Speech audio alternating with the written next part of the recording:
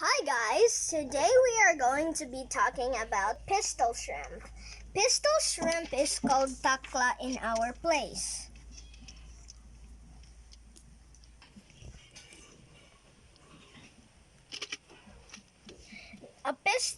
The pistol shrimp has two types of claws. The cruncher, the big one, which seems like it's stuck to it, and the pincher, which is the small one right here. It's trying to bite me.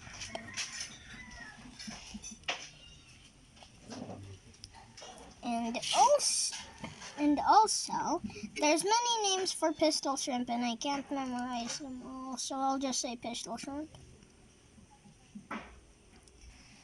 Oh, I'm gonna get the little things.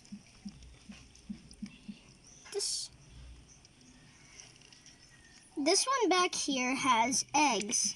She's very defensive of the because she's not letting anyone grab her.